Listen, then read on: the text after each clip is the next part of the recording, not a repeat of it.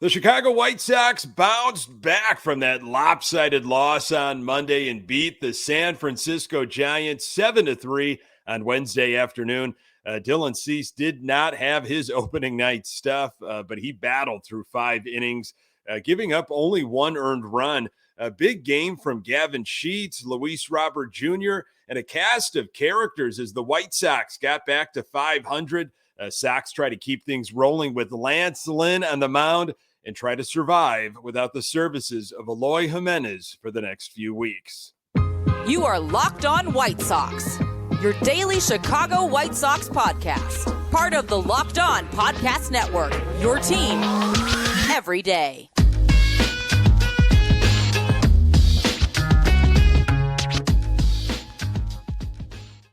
Hey, Sox fans, welcome to Locked On White Sox. Thank you for making Locked On White Sox your first listen each and every day. We're free and available on all platforms. Follow us on Twitter at Locked On Sox. Also, subscribe to our YouTube channel.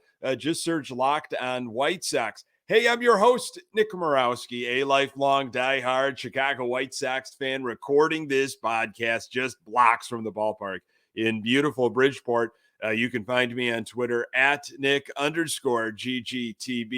Locked On White Sox is part of the Locked On Podcast Network, your team every day. Our Chicago White Sox got back to 500. They are 3-3. How can you have different results, drastically different results, when you're playing the same team? I've often had this conversation and wondered it. It's slightly obvious. It is pitching, and that makes a huge difference. Not only the pitching you're facing, but the arm that you put out there on the mound, and that's what happened.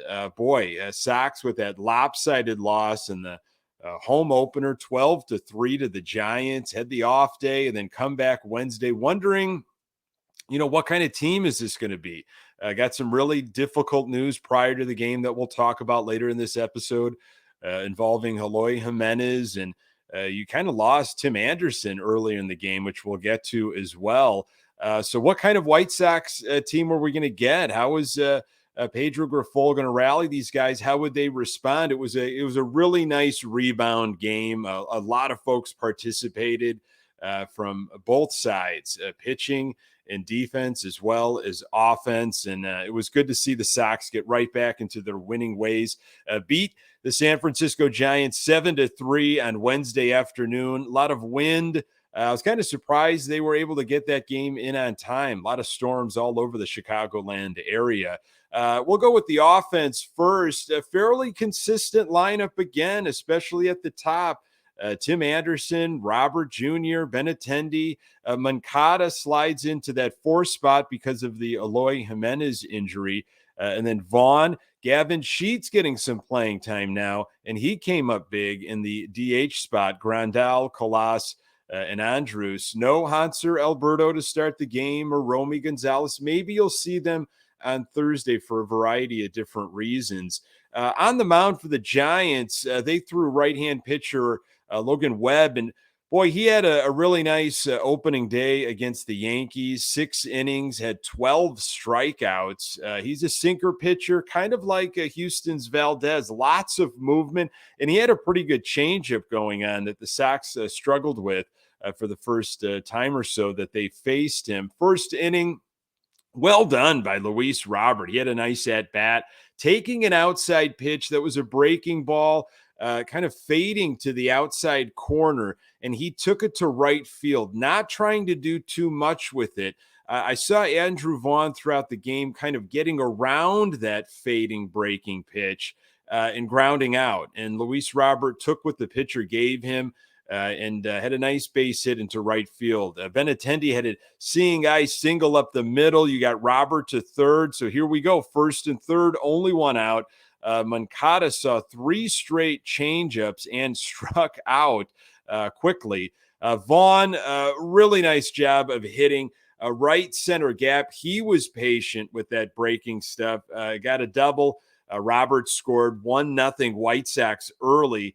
Base hit by Sheets, plates Benintendi, but Vaughn was thrown out at home. So 2-0 Sox after one. We'll go to the third inning. This is when the little bit of the drama with Tim Anderson occurred. So Tim Anderson requested a timeout from home plate umpire. He did not get it, not knowing. I don't know if he knew he didn't get it or just thought, well, I'm going to step out of the box. I'm sure that they'll call time eventually. Webb continued to pitch and struck him out. TA was absolutely hot going back to the bench, and he was still John at the umpire. When he got into the dugout, Webb thought he was yelling at him. There was some back and forth between Webb and TA, but TA was, you could read TA's lips. He said, "I'm not talking to you," and he was pointing to the umpire. He gets ejected.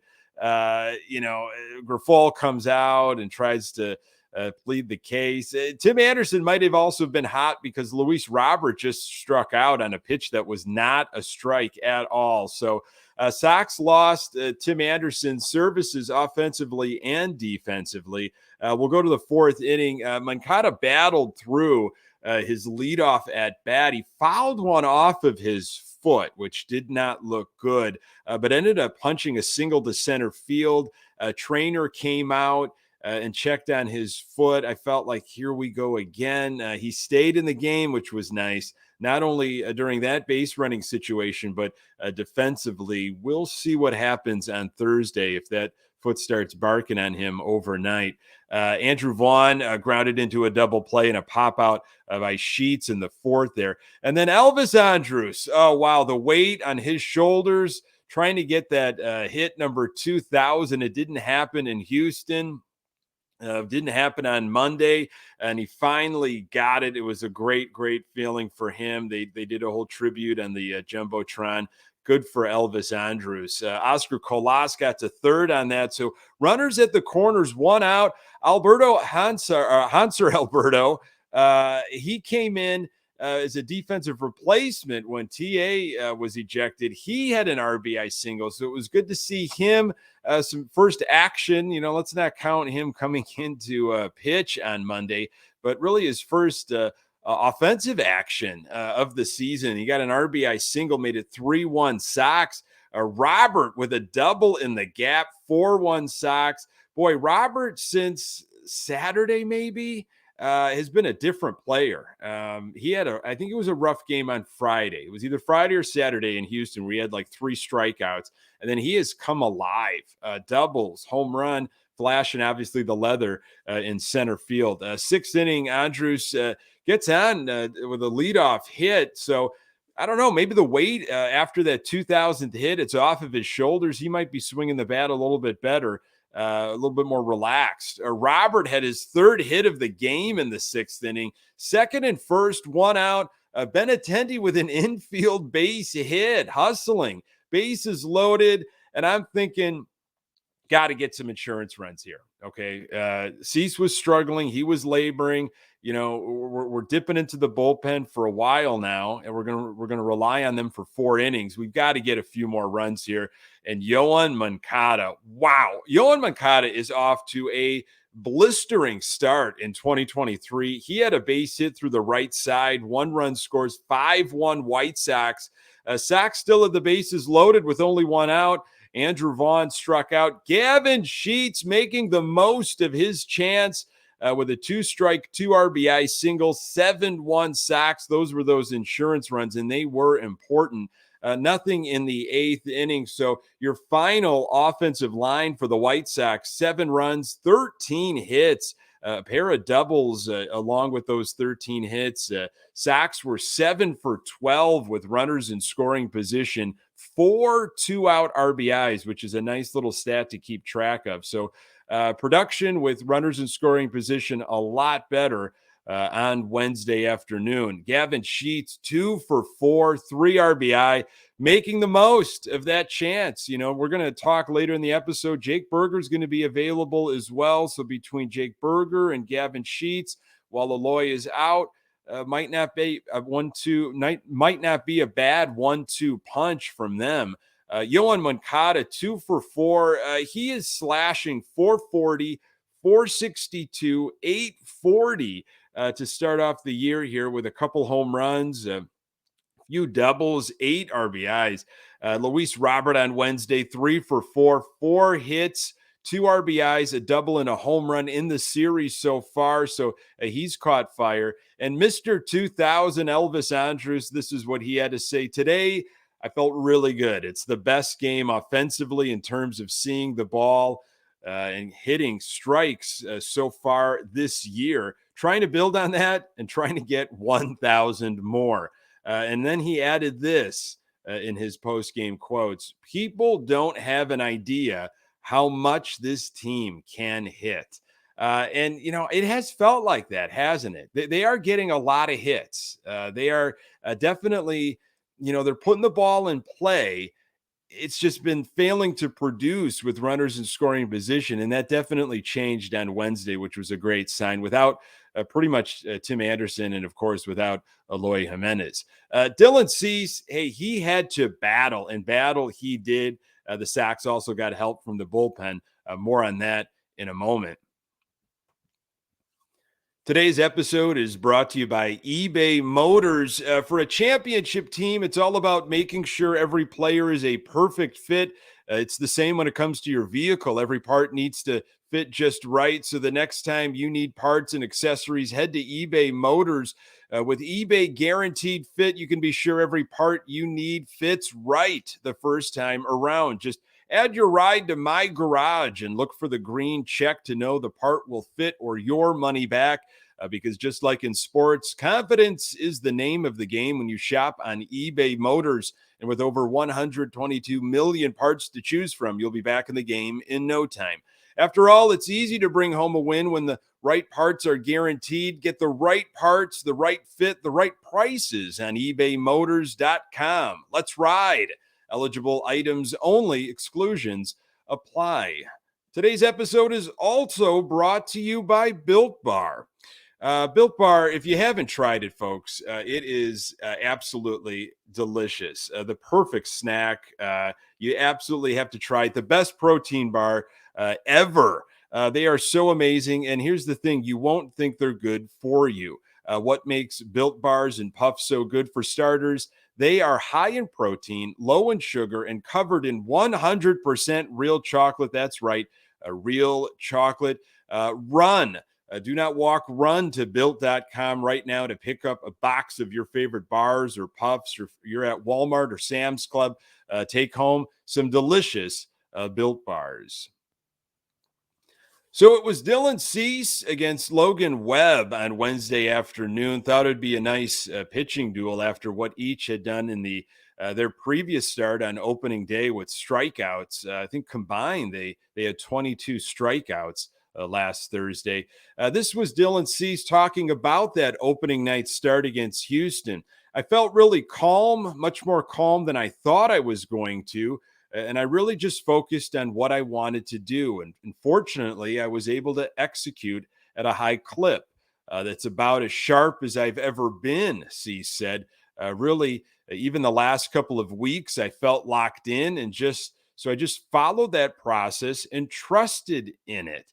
He's also been calling his own pitches, which is what happened on Wednesday as well.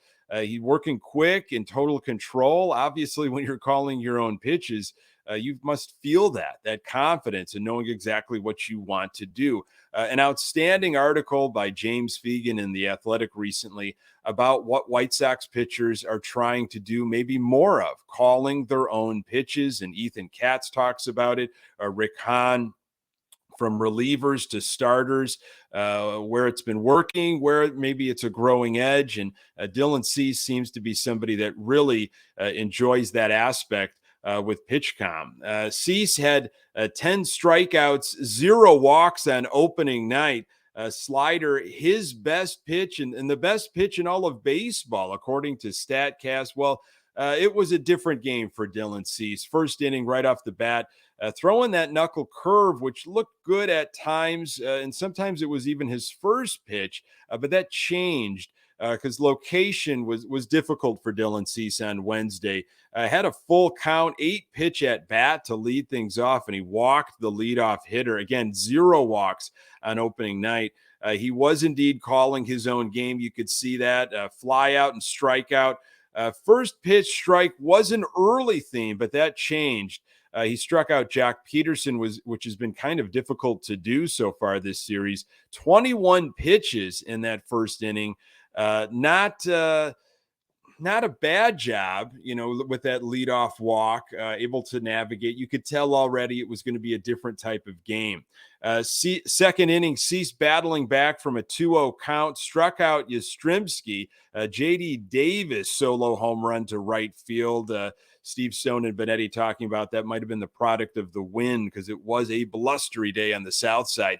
2-1 Sox at that point. Only 10 pitches in the second inning. Third inning, he was sitting around 95 miles per hour. Andrew Vaughn had a magnificent diving catch to his right.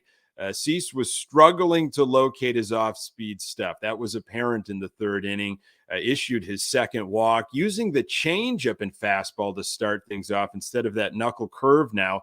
He issued another walk.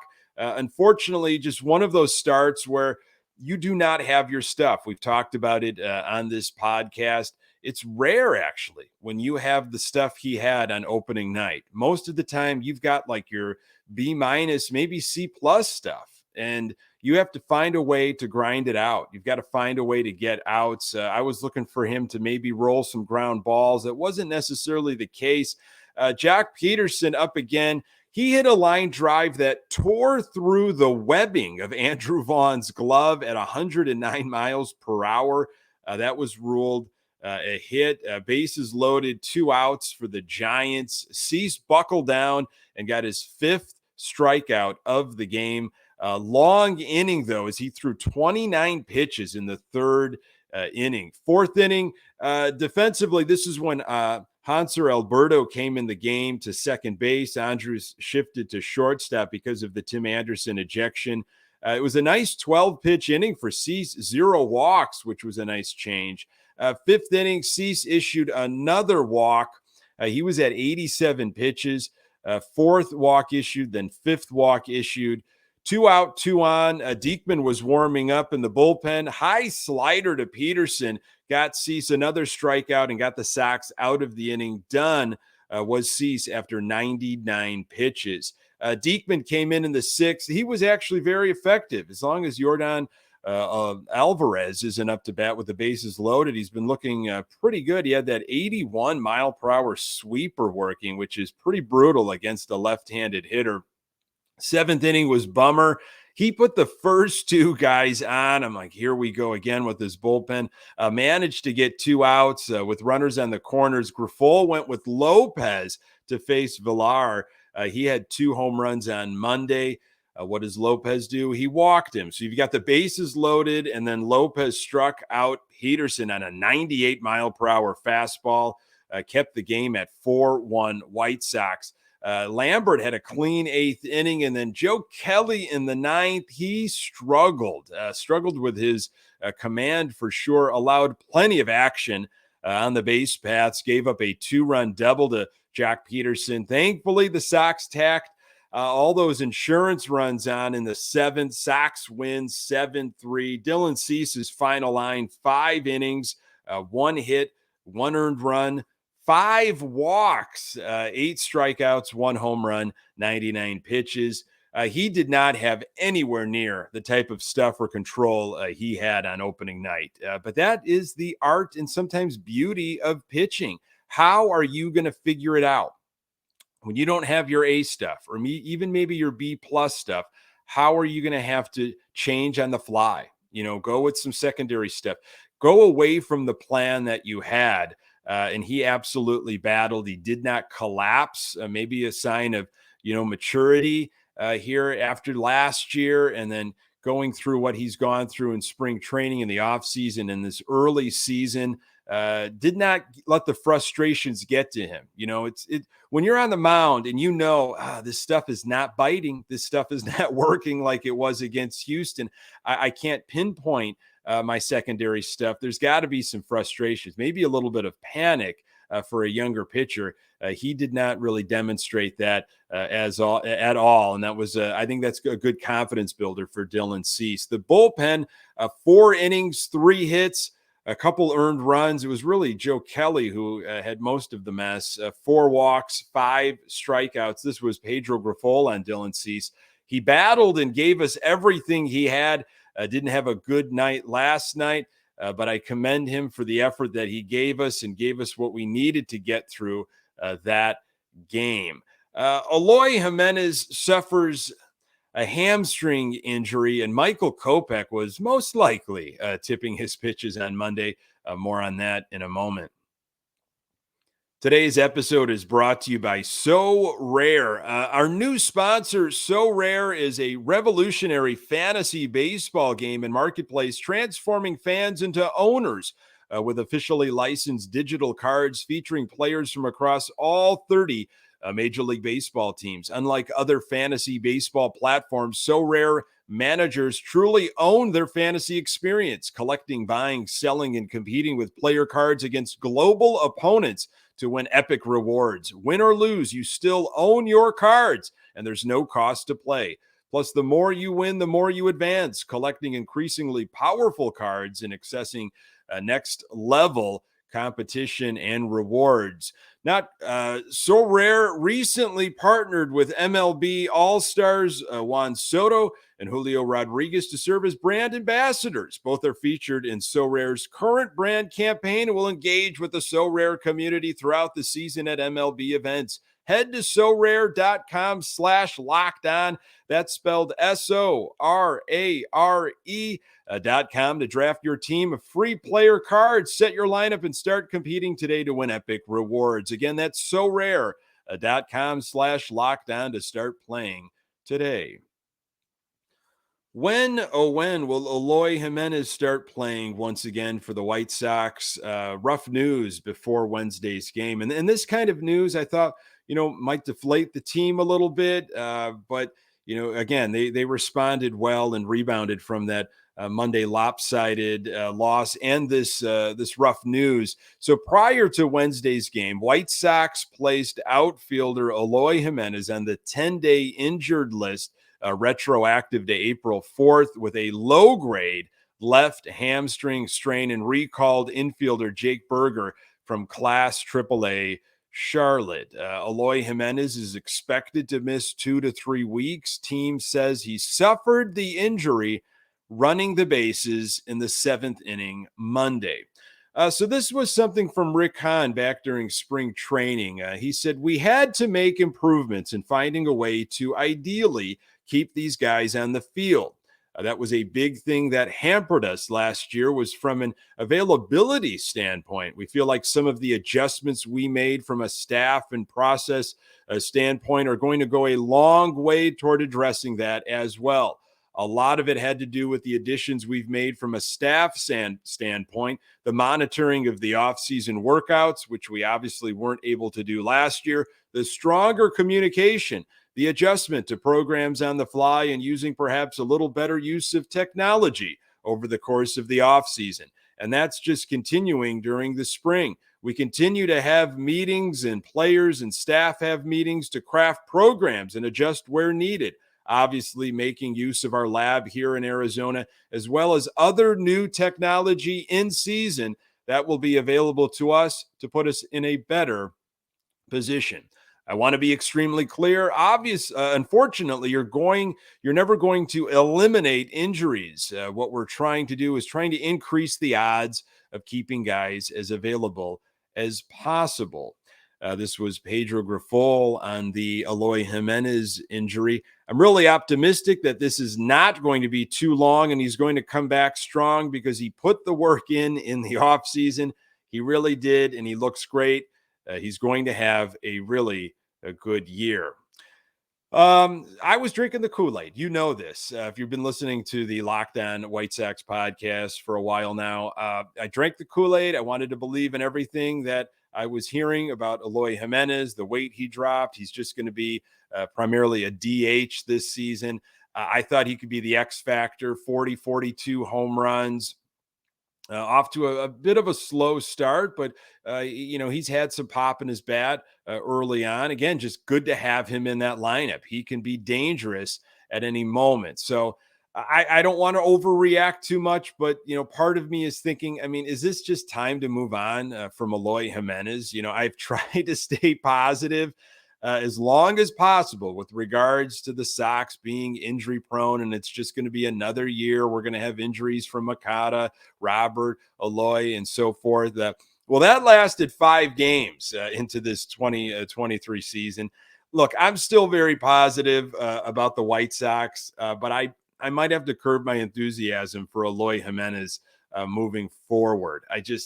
Running the bases, come on, I have no doubt that the White Sox are presenting better information to players, and maybe they are monitoring things. I don't know, but perhaps there are just players, and maybe I'm just guessing here. Maybe Eloy Jimenez is one of them that's just not taking it serious, or his just body is just prone to injury.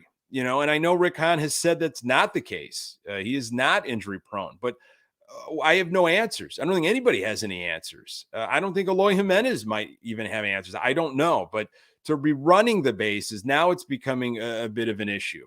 I could see if he was really trying to leg out an infield single or something, or something happened at the plate at home. But just running the bases in that lopsided loss on Monday. So hopefully it's just a couple weeks, but from what I saw from Gavin Sheets and maybe what we're going to get from Jake Burger, maybe the two of them will be able to produce and keep the offense going. Michael Kopech. So this is what we have on Michael Kopech from that Monday start. After Kopech gave up 5 home runs to the Giants on Monday, Kopech and the coaching staff suggested tipping pitches might have been a factor. We talked about it, Grifol said. We've looked at it. We've had our people look at it, our team look at it. I'll keep that in-house, but there's going to be some adjustments made for sure. So, yeah, most likely he's tipping his pitches there on Monday. So Thursday, Sox go for the series win, an afternoon game once again. Should be a nice day, maybe a little chilly, but a lot of sunshine. Lance Lynn on the hill against left-handed pitcher Alex Wood. Wood has not pitched yet for the Giants in the 2023 season. Lance Lynn on that Houston start he made earlier, 5 2/3 innings and had 6 strikeouts, 3 hits, 4 walks, which was a bit of a problem, and 2 earned runs against Houston. And I know he wanted to go 6. He talked about it post game that he felt like he did not set up the bullpen well. So we'll see what he's got in the tank on Thursday. Lance Lynn has a record of 1-4 with an ERA of 3.19 and 30 strikeouts in 7 appearances versus the Giants in his career. Go back to last year, 2022. Lynn faced the Giants on July 1st. He went 6 innings, 3 hits, 0 earned runs, pair of walks, and 5 strikeouts. So hopefully Yoan Moncada's foot is feeling all right on Thursday, but if Jake Burger is available, they might go with him. I wouldn't be too surprised giving him maybe a rest with that foot. We'll see. He is red hot with the bat, though. I mean, he is having one heck of a start. Looking for the White Sox to get their first series win of the year and get over 500.